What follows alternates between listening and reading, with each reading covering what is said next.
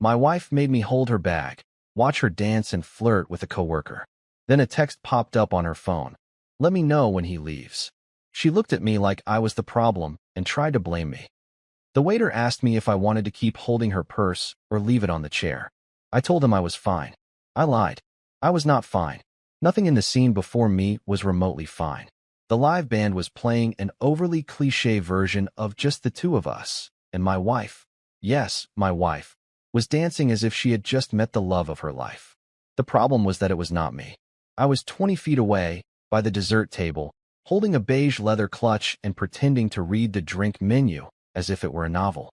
She was twirling, laughing, flirting, the kind of flirting that holds memories, as if it were not the first time they had danced, as if it were not the first time he had touched the small of her back. And she did not flinch, as if there were already a rhythm between them, one that I did not recognize, one to which I had never been invited. It was then that I realized she had planned this. Everything.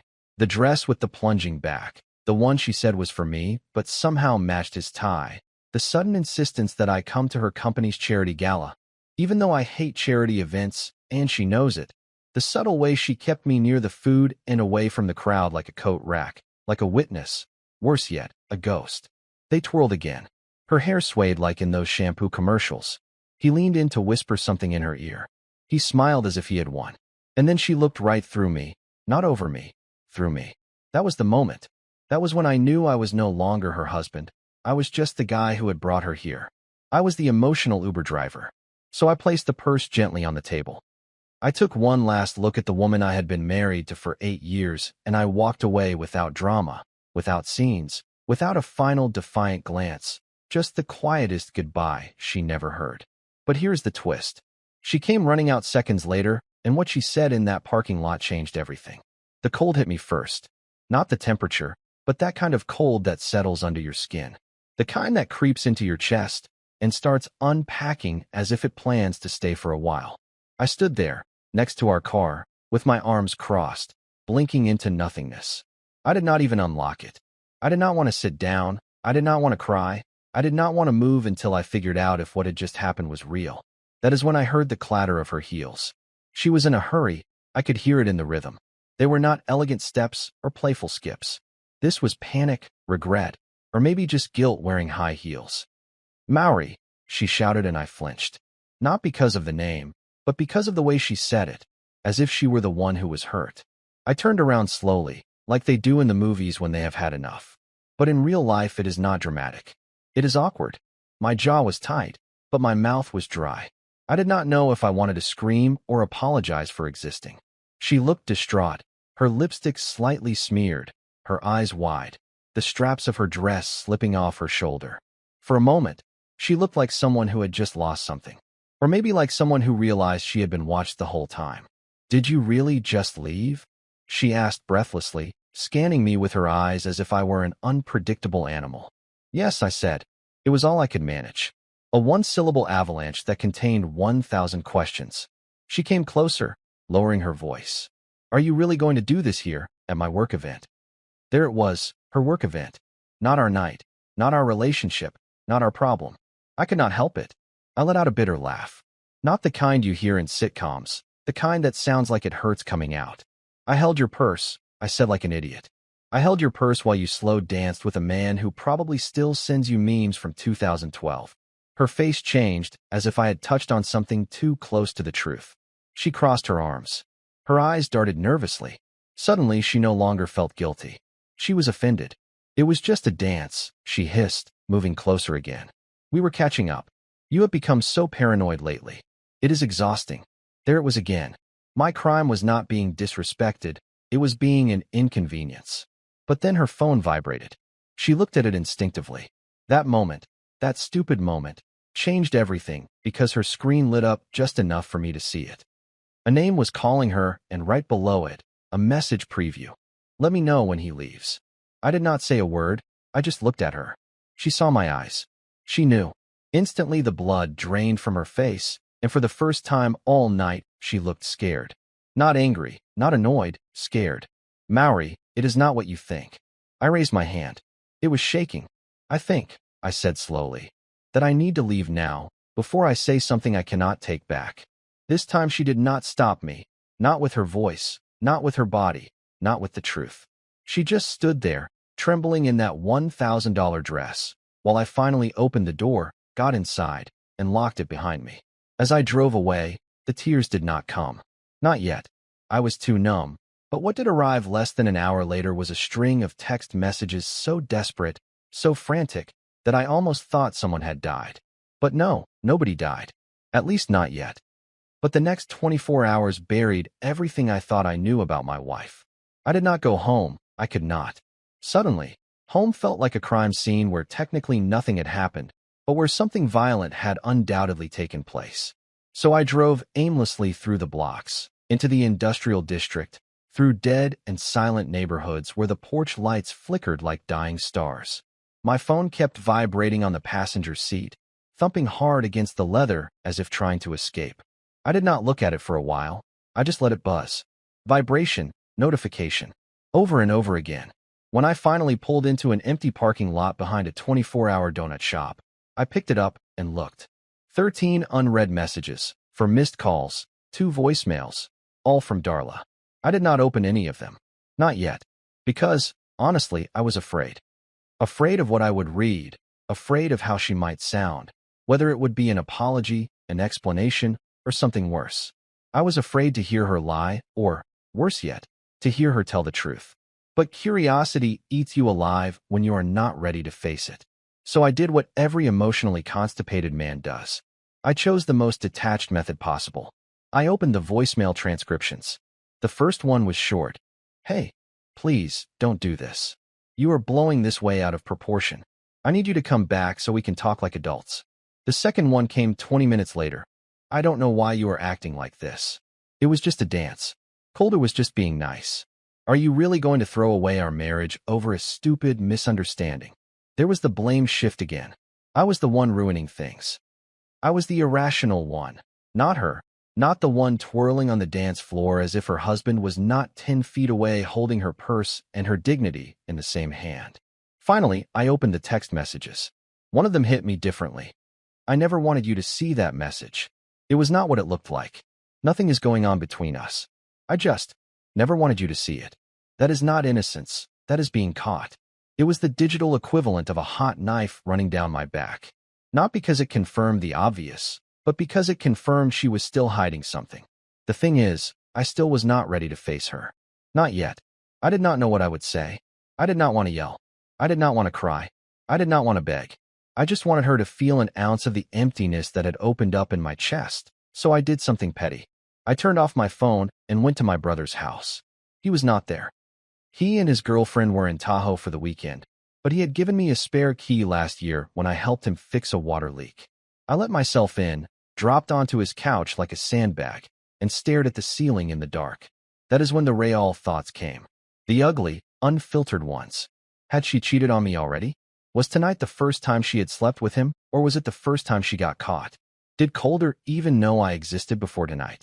Did she talk about me with pity, with contempt, or not at all? I did not sleep. I just waited for the morning as if it could bring clarity. It did not.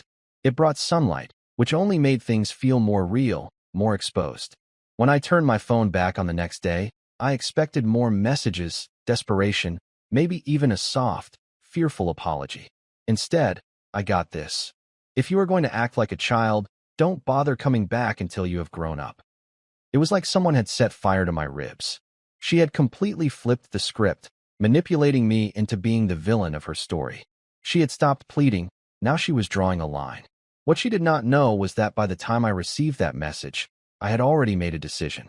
I was going to find out the truth, not from her, not through her positions, but by spying.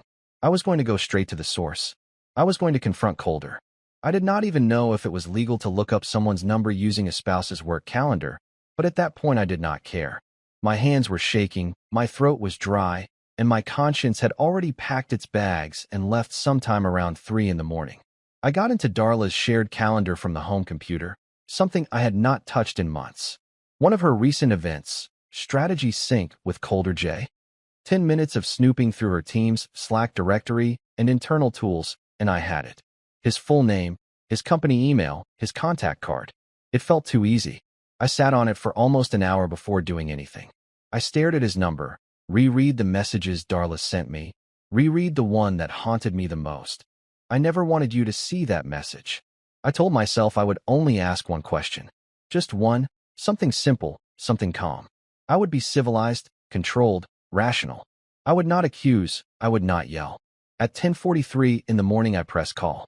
It rang twice. Then he answered, "Hello." His voice was casual, as if I had interrupted him in the middle of a latte. I almost froze, but then something inside me ignited, something quiet and focused. "Is this colder?" Yeah. Who is this?" I swallowed hard. "My name is Maori," I said, and then added, "Darla's husband." There was a pause, not long, but long enough for me to hear the shift. The vocal equivalent of someone straightening their posture. "Oh wow," he said. "Okay, I was not expecting that." "Neither was I said. "But here we are." Another pause. Then he sighed as if I had just asked him to assemble a piece of IKEA furniture. "Look, man, if this is about last night." "It is," I interrupted, sharper than I intended. "It is exactly about last night." More silence. He lowered his voice as if he did not want someone in the room to hear him. "Okay, listen. I'm not trying to cause problems. She said things were complicated between you two. That is all I knew. I did not come there trying to start drama. We danced. That is it." I stared at the floor. "She told you we had problems?" He hesitated again, which told me everything I needed to know before he even spoke. "Not exactly, but it is not like she said everything was perfect either." A crack opened in my chest, big enough for nausea to seep through. "Did you two ever?" I stopped. I rewound. "Has anything physical happened between you two?" He did not answer right away. He did that thing people do when they are deciding how honest they want to be, knowing that honesty is going to ruin someone's day. "Look, man, I'm not trying to be disrespectful, okay? But if you are calling me looking for closure or an easy answer, I don't think I'm your guy." That was all he said, but it said everything. I let the silence hang for a moment. He did not fill it. "Right." I finally mumbled, my voice flat. "Well, thanks for your time." I hung up before he could respond. My whole body felt numb. Not in a cinematic way, not in the way a man discovers the truth and rages in front of a mirror. I just sat still, like a television turned off in the middle of a scene, as if every part of me did not know what to do next. So it chose to daunting. I sat there, on my brother's living room couch, staring at the echo of a life I did not know was fake. I thought about the last birthday gift I gave her. I thought about the vacation we had planned for October. I thought about how she had kissed me goodbye that morning before the gala. Not with passion, but with routine, like a chore she still remembered how to do. Then I thought about the look on her face when I saw that message. I never wanted you to see it. Not regret for what she had done, just regret that I had seen it.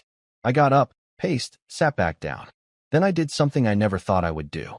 I opened my phone, went to the photo album, and deleted every picture we had taken in the last year. Not out of anger, not out of spite, but because suddenly none of it seemed real. I was not sure anymore what the next step would be, whether I would confront her, leave her, or just fall apart somewhere quiet. But I knew one thing for sure. She had made her choices. Now it was my turn. I did not go home until after midnight the next day. I parked 3 houses down because I did not want her to hear the engine or know I was back. Not yet. I wanted to enter like a stranger, not like a returning husband, but like a man inspecting the ashes of something that used to be sacred. The house was dark, lights off, curtains drawn. Not even the porch light was on, and Darla always left it on when she was angry with me, like a passive, aggressive beacon of punishment. But this time, nothing. I opened the door and stepped into silence. No perfume, no music, no hum of the television in the background, just a tomb-like silence and the faint ticking of the kitchen clock, the one I fixed last year when she said it made the room feel alive. Well, the room did not feel alive anymore. I expected yelling or crying, or maybe her waiting for me on the couch with some half-baked apology preloaded in her throat. But the living room was empty, shoes absent, coat rack untouched. Something was not right. I walked into the kitchen, and that is when I saw it. On the table, placed neatly in the center as if it had been put there for effect, was a manila envelope with no name, no note. Just perfectly sealed with a small circle of wax pressed in the middle, as if we were in some royal court drama. My stomach clenched. My mind raced. Was it divorce papers, a confession, A restraining order, my name scrawled on a blacklist? I sat down and stared at it for a long minute before finally opening it. Inside were three things. First, a folded piece of notebook paper, torn along the edge as if it had been ripped out in a hurry. Second, a printed and highlighted email. Third, a photo. I unfolded the note first. It was handwritten in Darla's curly script, the one I once thought looked like poetry. Not anymore. You are going to hate me for this, and I probably deserve it. But you deserve the whole truth. I don't have the guts to tell you in person. Maybe that makes me a coward. Maybe I have always been 1 inch. I already hated where this was going. I moved on to the email. It was printed from her inbox. The subject line read, HR review. Urgent follow-up needed. It was dated 4 weeks ago. Apparently, someone in her company's human resources department had flagged her for 4 undeclared relationships within a leadership hierarchy. Someone had filed an anonymous complaint. There were implications of favoritism, after-hours meetings, and undeclared travel. The email was cold, formal, procedural, but the meaning was clear. This was not just about Colder, it was more than Colder. She was under investigation at work for having another relationship, not just a flirtation, with someone above her, and she had tried to hide it. The email even hinted at a possible suspension pending further interviews. My mouth went dry. My vision actually blurred. I pulled out the third item. The photo. It was not Colder, it was Darla in a hotel bar sitting next to a man I did not recognize. Older, in a navy blazer, his hand on her thigh under the table. She was laughing. The same laugh she used to give me when I made dumb jokes during dinner. On the back, scrawled in pen, it read, "He is the one she really saved the green dress for." My pulse was hammering in my ears. For a moment, I felt like I was floating outside my body. Everything I thought I understood, the betrayal, the dance, the message, was not even the whole picture. Colder was just the tip of the rod. He was a distraction. The green dress was not for him. It was not for me. It was for this guy, and I did not even know his name. I sat there for what felt like hours. My hands gripping the envelope, my chest rising and falling as if I had just run a marathon in a storm. When I finally stood up, I did not feel anger. I felt clarity. I was not the fool anymore. I was not confused. I was not holding her purse like a background prop in her story. I now knew what I had to do, and it was not to forgive. The truth has a weight not in your head, but in your gut, like you have swallowed wet cement. And now every step feels like dragging your own tombstone behind you. I did not sleep that night. I did not even pretend to. I just sat in the hallway with the envelope still open beside me, as if it might grow new pages, darker revelations, maybe a final note explaining why, but nothing came. By morning I had made a decision. I was not going to talk to Darla. Not yet. Not while the anger was still raw and alive and sharpening itself like a blade. I needed to think, to plan, to make sure that whatever happened next did not devolve into a shouting match or a pathetic display of heartbreak she could use against me. But at 9:15 in the morning, there was a knock on the door. I was not expecting anyone. My phone was still off. My brother was still out of town. I had not seen another person in almost 36 hours. I opened the door slowly, and there was Melanie, Darla's younger sister. The last person I expected or wanted to see. She was not alone. Behind her, holding a cardboard tray of coffees and looking like she had aged 10 years overnight, was Darla. I froze. Melanie stepped forward, placing herself between us like a human barrier. "She just wants to talk," she said, handing me one of the coffees without waiting for permission. "But she is not coming inside unless you say so." I looked at Darla. She looked terrible. Sweatshirt, no makeup, puffy eyes. Her hair was up in a messy bun that looked like it had been tightened more out of frustration than for style. "Please," she said, her voice cracking. "Just 5 minutes." I did not answer. I stepped aside, not because I forgave her, but because I wanted to hear what kind of story she was going to tell now that I had all the pieces. We sat in silence for a while. Melanie stayed by the window with her arms crossed, watching her sister as if she did not trust her either. Darla sat across from me at the dining room table, right where I had left that envelope the night before. "I know you saw the email," she said finally. I did not nod. I did not flinch. "I did not sleep with him," she added quickly, as if she had practiced it 100 times in her head.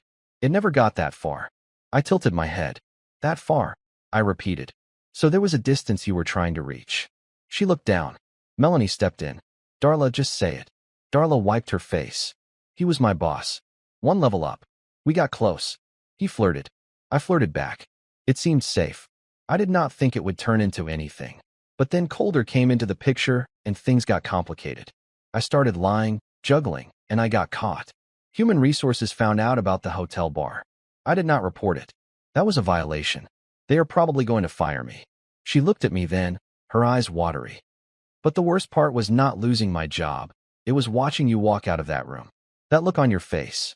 She did not finish. Instead, Melanie spoke. She told me everything this morning. She said she hated the way you looked at her, like she was a stranger, like you had already written her out of your life. I said. Melanie blinked. Well, she is still here. I looked back at Darla. Why? Why tell me now?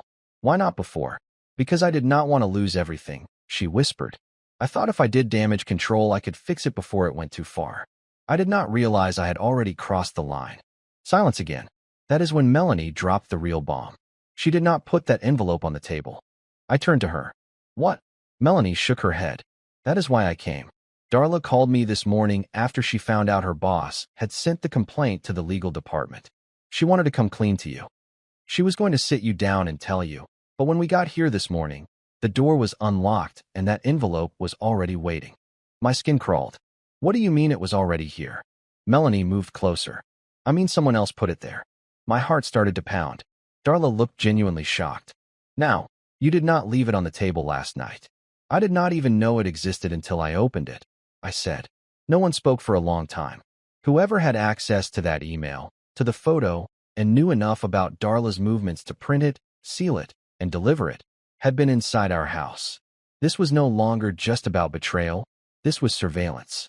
And I had a sickening feeling. It was not over. Melanie's words echoed in the room like a dropped glass. Sharp, confusing, impossible to ignore. Someone else had put the envelope on the table. Someone who had access to Darla's email. Someone who had access to our house. I stood there not moving, just trying to breathe in a room that suddenly felt smaller with every passing second. My mind was spinning wildly, digging through every conversation, every encounter, every moment of the last few months. I had missed something, a sign, a person watching from the sidelines. I don't understand, I finally said. Are you saying someone came in, planted that envelope, and just left? Melanie nodded. There were no signs of forced entry. The door was unlocked. The alarm disarmed. Darla swears she locked it when she left. I turned to Darla. Her face was pale now, as if she had just been hit by the full weight of what that implied. But I did not buy the helpless act anymore. Not entirely, because someone had keys and someone had a motive. I walked out of the kitchen without another word and went to the guest bedroom, the one we barely used. The one Darla always insisted on keeping tidy just in case. I don't know what I expected to find. Maybe a note, maybe a phone, maybe nothing, but something inside me needed to look. It was there. I noticed the outlet cover was slightly crooked, off by a couple of millimeters.